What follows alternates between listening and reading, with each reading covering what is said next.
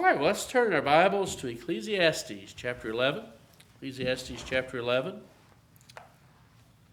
And we're coming to the end of this book. Hopefully we're going to finish it up tonight because looking forward to having Elijah bring us some lessons on Wednesday night. And so we talked about wisdom and working in the first 6 verses of Ecclesiastes chapter 11. And so we are actually picking up there tonight. We left off at verse number 1, cast thy bread upon the waters, for thou shalt find it after many days. And so we were talking about how that's talking about the grain. You cast it upon the waters, and it's a picture, probably a proverb that we have long forgotten in history of when we're generous, that it always comes back to us. When we're generous, it always comes back to us. And so that was a reminder there. Verse number 2, give a portion to 7, and also to 8, for thou knowest not what evil shall be upon the earth. And in this verse, it's talking about how we need to be diversifying our investments, and how if we diversify our investments, then learn many different trades, then when things happen on this earth and say one trade or one skill that we have is no longer in demand, then we can go to another skill that is in demand. And so diversify your education, diversify your skills, diversify your investments, because you never know, what is going to happen in this world. So some good advice there. And verse number 3, that's where we left off last time. It says, if the clouds be full of rain, they empty themselves upon the earth. And if the tree fall toward the south or toward the north, in the place where the tree falleth, there shall it be. And so in verse number 3, Solomon cites some general patterns in life. And that is, if dark storm clouds come, then usually they yield rain. That is a general pattern in life. However, sometimes clouds come forth and they do not yield rain. And so we see here that these general patterns in life, life is uncertain. Life is uncertain. And so that's something we need to be prepared for as we live. We never know what a day is going to bring. So then in Ecclesiastes 11, verse number 4, says, he that observeth the wind shall not sow, he that regardeth the clouds shall not reap. A farmer, and this is talking about a farmer here, who is continually checking the weather conditions, might never find a time to actually sow his seed or to reap his crop. And so, people like that, they're always checking the weather, saying, well, it's supposed to rain, or well, it's going to be cold, or well, it's going to be hot. And Solomon is saying here, if we wait until conditions are ideal before we actually do something, we'll never get anything done, because there's never an ideal time, a perfectly ideal time. And so we need to do what God has called us to do and then trust God.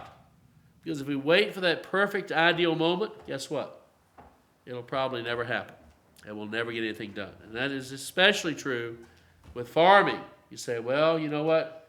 We're going to wait and we're going to put it off, and then you never get a crop because you never sowed the seed and put it in the ground. Okay, verse number 5. As thou knowest not what is the way of the Spirit, nor how the bones do grow in the womb of her that is with child, even so thou knowest not the works of God who maketh all. And so, we do not know a lot of things about life. This is a wonderful verse here as to why we as a church are praying for the unborn children, why we as a church are against abortion, which is when a woman has a child in her womb and then she kills that child. Because it says here very clearly that, God is the one who allows the child to grow within the womb, even the little bones being formed in that child's body and the organs and things like that.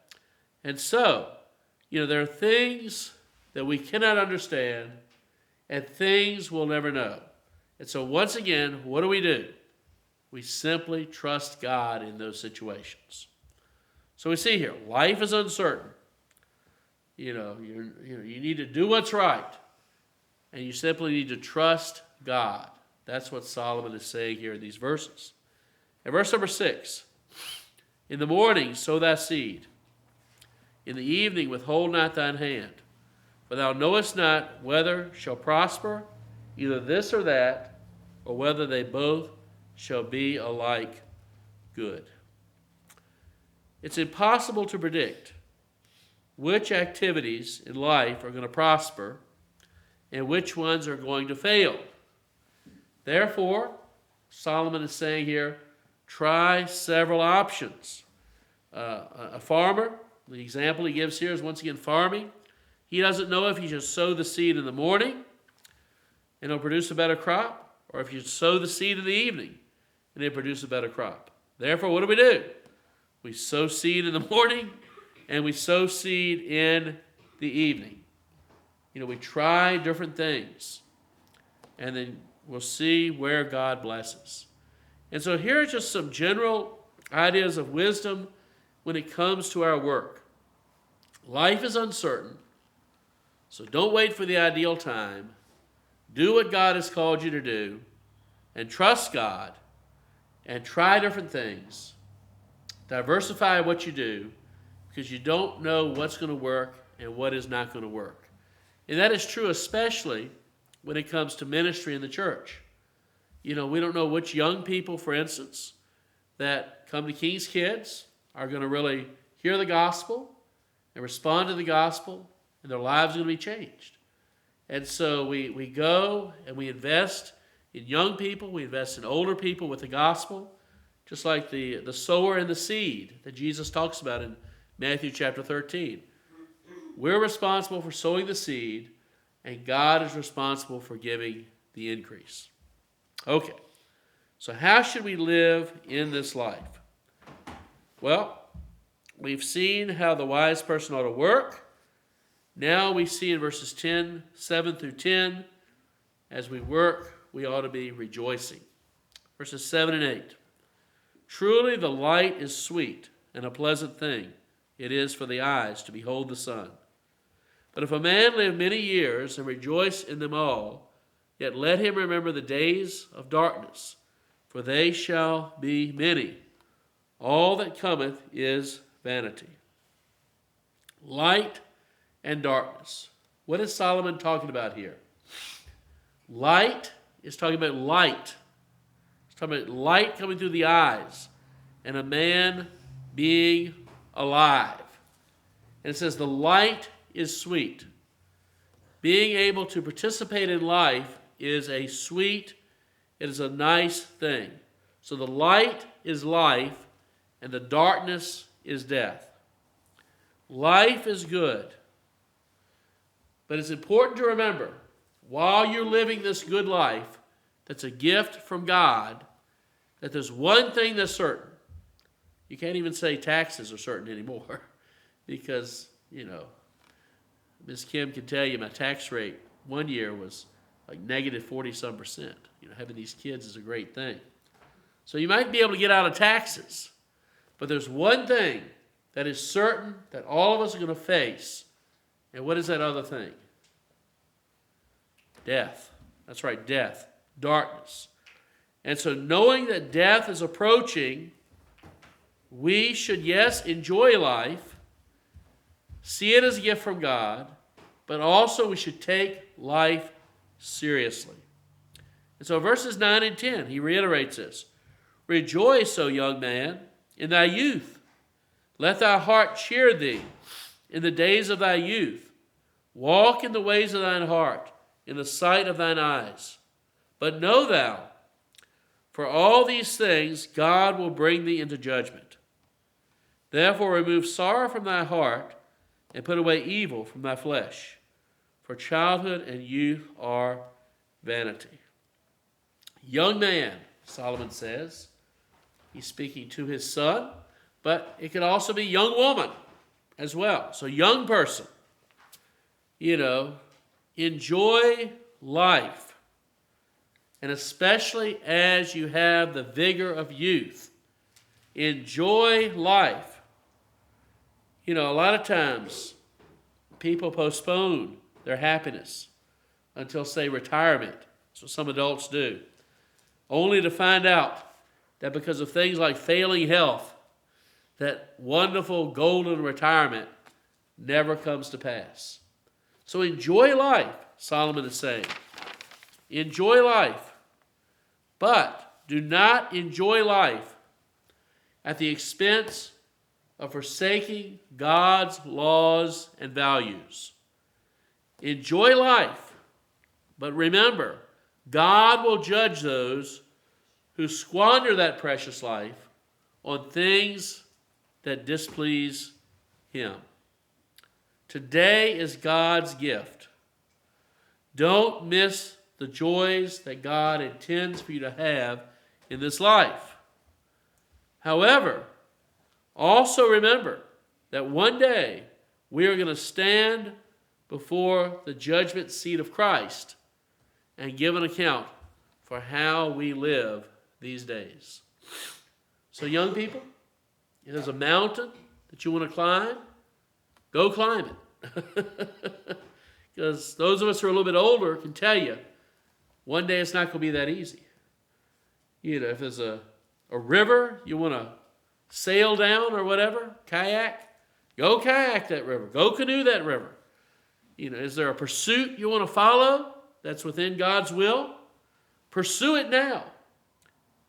But remember, as you pursue these things that God is allowing you to do, one day you're going to stand before God and give an account for what you did with the life that He has given you.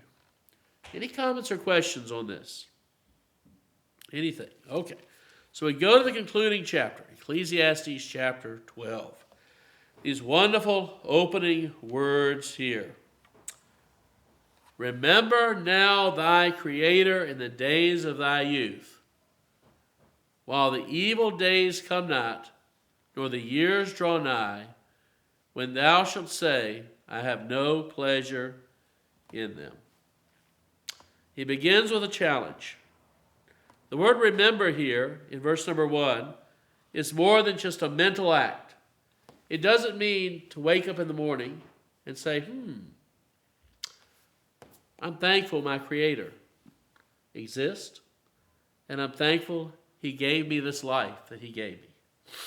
Now that's good, and that's important, but it means more than that. The word remember means constantly bringing something to mind and acting upon that knowledge. Remember thy Creator.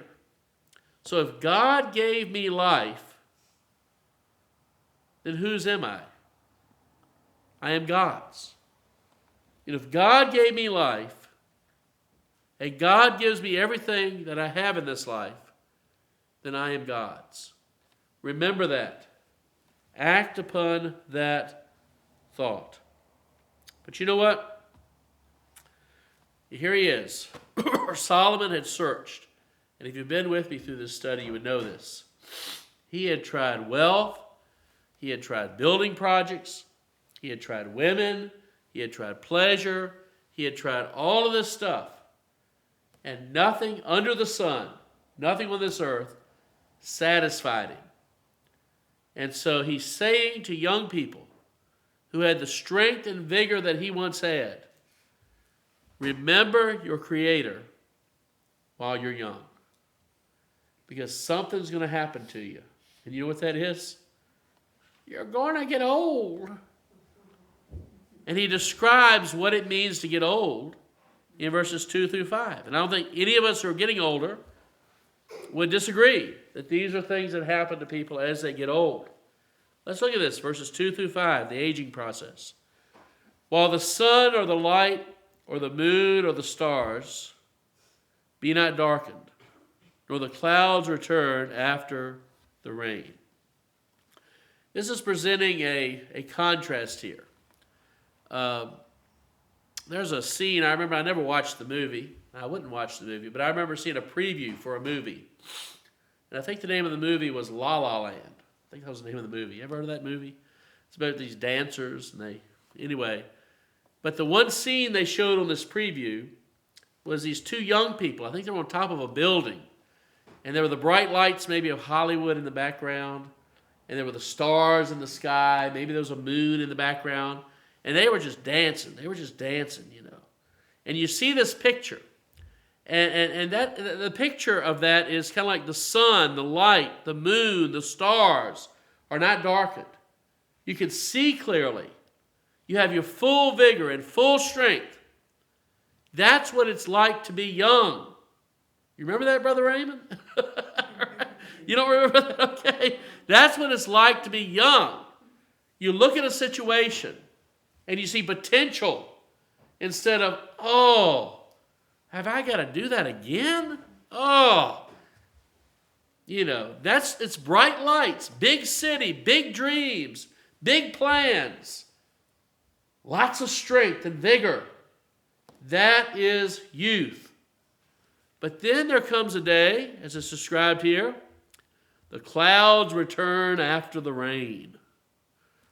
There's a guy in Kentucky, and I remember this. He said, I now talk about having a good day rather than having a bad day, because I have bad day is normal and a good day is unusual. But you know what? This is where all of us end up. It's like a rainstorm, and then there's clouds. Rainstorms and clouds. And you think, looking at your life now, the way you see it, you know, life is just a happy TikTok video, you know, where everybody's just dancing around, you know. That's not what life is going to be 30, 40, 50. Look at the people. Look at your grandparents, for instance, especially. And they have struggles with their health. And they have struggles in their life because of aging. And Solomon is saying, remember your Creator when you're young and everything's bright and shiny. Because one day you're going to have nothing but cloudy and rainy days. Wow. It's reality. This is called a reality check. Okay? What does it say in verse 3? In the day when the keepers of the house shall tremble, and the strong men shall bow themselves, the grinders cease because they are few, and those that look out of the windows be darkened. It's a picture here of a house, and it says, the day when the keepers of the house shall tremble. Some people think that's talking about your inward organs. Some people think it's talking about, like, you know, your hands and your arms start to shake. You just don't have that steadiness. You know, even like one of the most irritating things in life are Food City milk jugs. Okay? Amen? Amen, Ms. Rosa?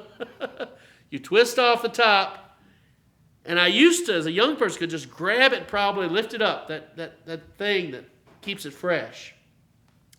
You try pulling that thing, and finally just get the butcher knife. You know, I look like a murderer. But what I'm saying is you lose that grip. You lose that steadiness. You lose that ability to do things with your hands like you used to do. That's what he's talking about here. Strong men bow themselves. You know, Heather was talking about a particular preacher, and I won't name his name. But she said, didn't you notice? I said, notice what? He's hunched over now because his collar and his neck are just right beside each other. That's what happens to the body. We start to hunch over a little bit. We don't stand up straight like we used to. We see here the grinders cease because they're few.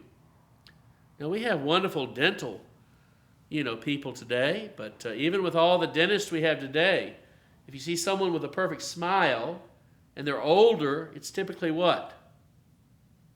Dentures, false teeth. Because especially in that day, they weren't, toothbrushes and fluoride. The teeth start to fall out. And I remember Heather's mom, she was so proud of her one tooth she had. And she would chew with that thing. She could really eat with that thing. But this is what is going to happen in your life. Your teeth get weak and fall out. I went to the dentist. They said, we can either do a root canal or pull it out. I said, let's do the root canal, okay? Then they messed that up. That's another story. That's just what happens, right? You look out the windows and they're darkened. Just got me new lenses for my glasses today because my insurance covers it. I'm adjusting to this, but your eyes, Used to be I could take my glasses off and I could read when I was in my 20s. But now I can't. I need my glasses in order to read. Your eyes start to go, Solomon is saying here. Verse 4, and the doors shall be shut in the streets when the sound of the grinding is low. He shall rise up at the voice of a bird, and the daughters of music shall be brought low. And to me, the way I understand this verse, it's kind of a sad thing. It says, the doors shall be shut in the streets. I never really understood this before until I was thinking about this verse. When you're young, it's just like nothing to just go places. Hey, let's go to California. Hey, let's go. You know, if you got the money, you got the vehicle, whatever, you just go, right? I remember Brother Glenn, as he was getting older, he said, I just don't like to travel. You know, and people say, I just don't feel like getting out of the house. Well, that's what happens when you get older. You just want to stay home. You don't feel like doing anything. Just leave me alone. Let me just stay at home. The doors begin to shut. A little noise. A little noise. The sound of the grinding is low. You don't have those teeth anymore. And you hear noises in the night. And they wake you up.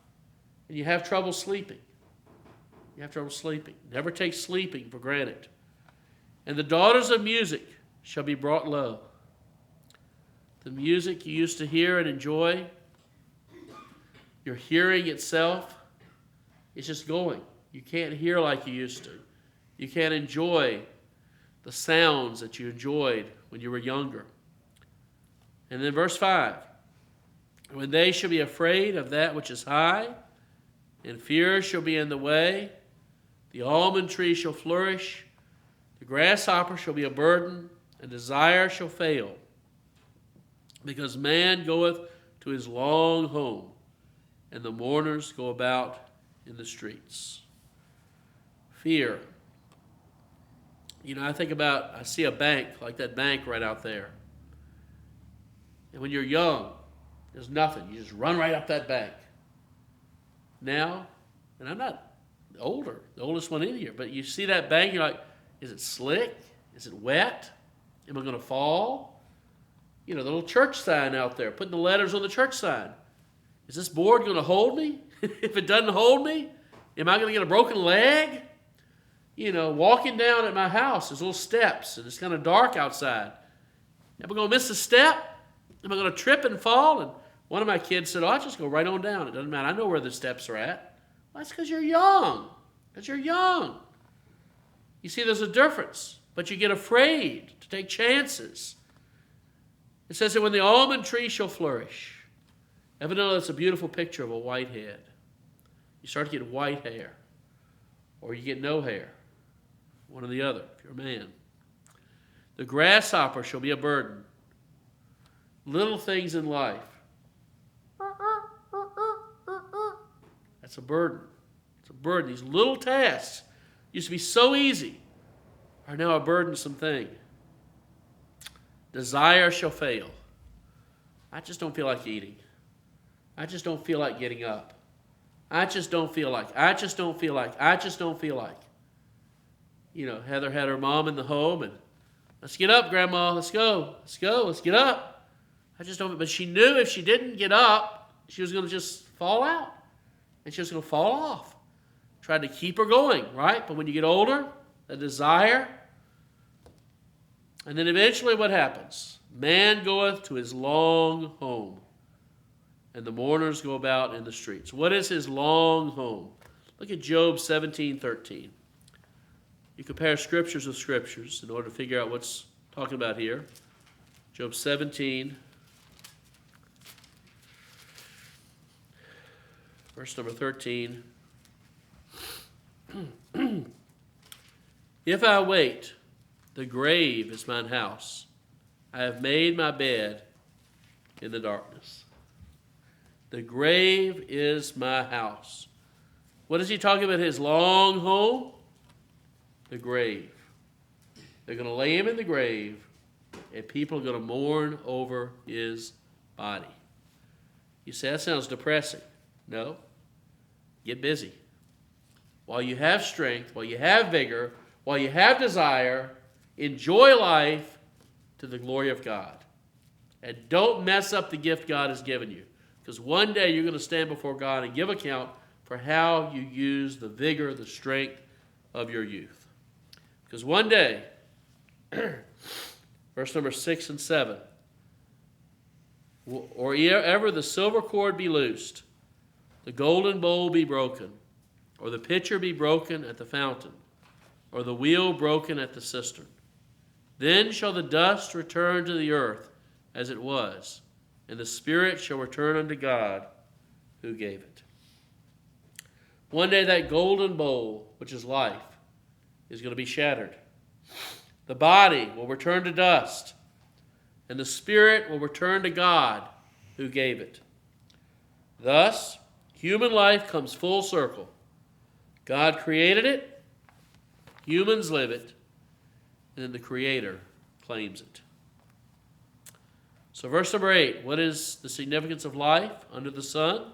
Verse 8, vanity of vanities, emptiness of emptiness, saith the preacher, all is vanity. When you live your life apart from God, everything is empty. When a person does not remember his Creator, but tries instead to live without God, life is empty and life is futile. However, Solomon's positive message in Ecclesiastes is that life does not have to be meaningless. Instead of wasting it on meaningless activities and achievements, we should trust God and seek to please Him. And this is where we come to the end, verses 9 through 12, and then 13 and 14. Where should our focus be if we're going to be wise? And moreover, because the preacher was wise, he taught the people knowledge. Yea, he gave good heed, and sought out, and set in order many proverbs. And over in 1 Kings 4:32, it says that Solomon wrote 3,000 proverbs. It says, the preacher sought to find out acceptable words, and that which was written was upright, even words of truth. The words of the wise are as goads, and as nails fastened by the masters of assemblies, which are given from one shepherd. And further by these, my son, be admonished. Of making of many books there is no end, and much study is weariness of the flesh. So here he is. He says, I've written many proverbs in life, and I've learned many things, and here is my conclusion. Dun, dun, dun, dun. The end of the book. This is it. It's all that matters, kids. Right here. Verse number 13. You're just in time. All right, verse number 13. Let us hear the conclusion of the whole matter. Fear God and keep His commandments, for this is the whole duty of man. Okay. Meaningful life can only be found in humble, obedient submission to God. Those who seek satisfaction through any other means, at the end, will be totally disappointed. You live your whole life with one thing in mind, that one day you're going to meet Creator God. And as a lost person without Christ in your sins, that's the great white throne judgment, where Jesus says, depart from me, you workers of iniquity, I never knew you, and cast you into a lake of fire. That's what Revelation teaches. For the saved, it means standing before the judgment seat of Christ and giving account for the life that He has given us. So, verse 14, why should we fear God and keep His commandments? For God shall bring every work into judgment, with every secret thing, whether it be good or whether it be evil. God is going to evaluate everything we do. Created by God, all of us are responsible to hold God in reverence and to live by His standards.